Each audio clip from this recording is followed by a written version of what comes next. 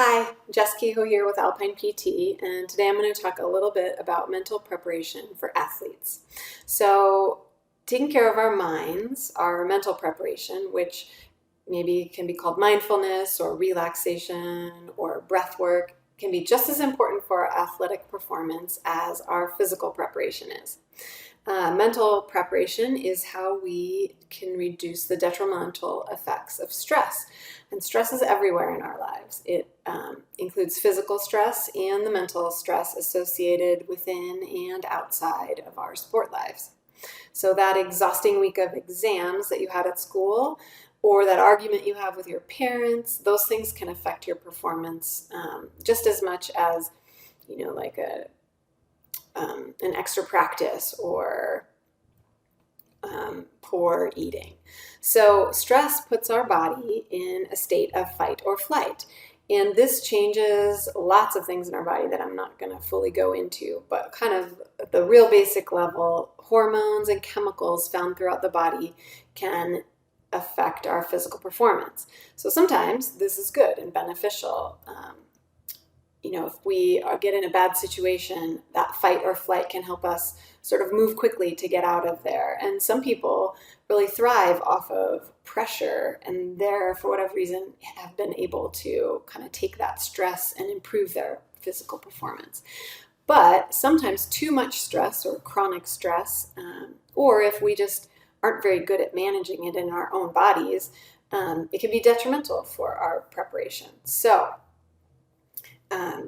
mental preparation can help control all these variables, and improving your mental strength to cope with stress is just like training a muscle, and it improves and gets better as you practice. So how can we manage the downside of stress for sports? One thing is just through positive talk. So this can come from coaches or parents or even just from yourself. And things like, I can do this, I've got this, no problem. Sometimes those thoughts or those encouraging words can break that cycle of fight or flight or stress, whatever you want to call it. So another thing that's really helpful that most teams and even individual athletes have are really consistent pregame routines. So the purpose of this is to have something that you're really used to doing and you're really comfortable with. And so whatever else is going on in your life, once you start kind of in on your pregame routine, it's able to kind of stop that cycle of stress that might be detrimental. Another thing we've seen a lot of individual athletes, like the skiers, you can see them at the top of the gates, their eyes are closed and they're kind of going through the motions of their race. They are practicing using visualization, and what they've shown with visualization is that all the same areas of our brain light up when we visualize an activity as when we're actually doing it.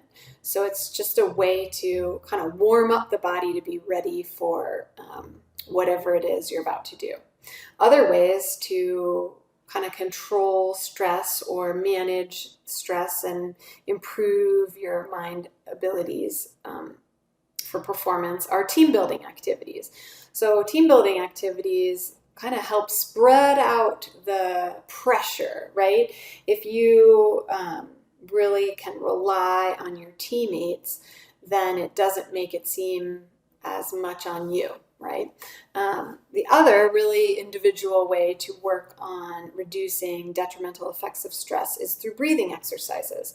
So I'm going to give you 2 examples of these, and these can be used sort of on a regular basis for practice. Like I said, mind preparation, we can get better at it. We can get better at using this breath to calm our bodies. And so the first one we'll talk about is just sort of the basic breathing, and it's just that you're going to inhale for 4 seconds through your nose and exhale for 6 seconds through your mouth.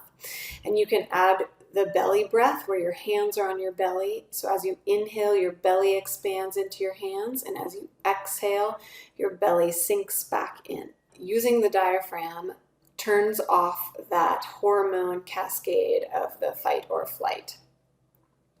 So another really good method for breath work is called box breathing. So this is something that the Navy SEALs do. So obviously it must work to help them. They have a lot of stress.